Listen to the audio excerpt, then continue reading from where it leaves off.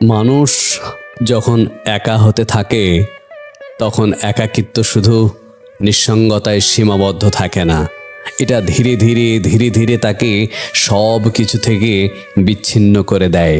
পরিবার, বন্ধু বান্ধব সবাই পাশে থাকে, তবুও যেন অনেকটা দূরত্ব তৈরি হয়। বন্ধু থাকে চারপাশে, তবুও কথাগুলো আর পৌঁছায় না। প্রিয় মানুষটিও যেন ধীরে ধীরে ধীরে ধীরে অপরিচিত হয়ে যায়। একাকিত্ব একাকিত্ব মানুষকে চুপ করে থাকতে শেখায়।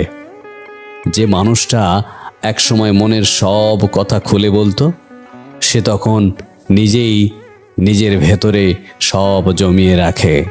মুখে হাসি থাকলেও চোখে থাকে অদ্ভুত এক শূন্যতা। সে আর অভিযোগ করে না, কারণ বোঝাতে বোঝাতে সে এখন ক্লান্ত।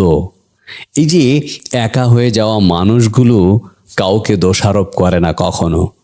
তারা তারা শুধু নিজেকে গুটিয়ে নেয়, যেন আর কাউকে বিরক্ত না করতে হয়। পৃথিবী তখনও তার নিজের মতো করেই চলতে থাকে, শুধু তার কাছে পৃথিবী আর আগের মতো লাগে না।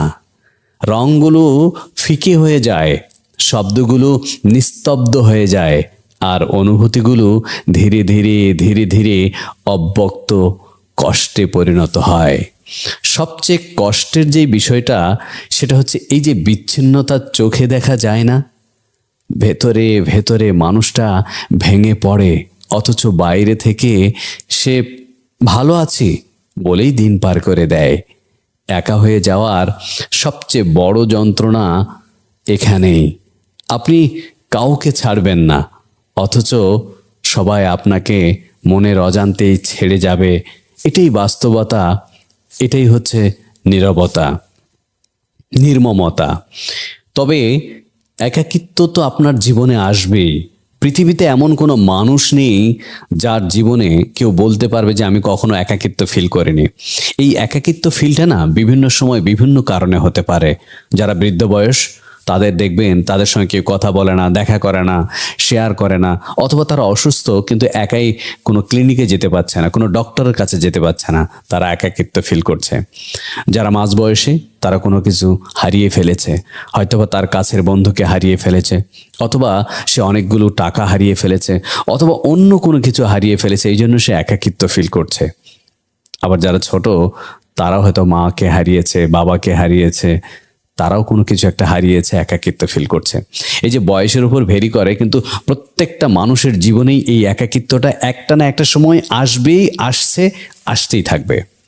কখনো কখনো এটা নিয়মিতভাবেই আসবে।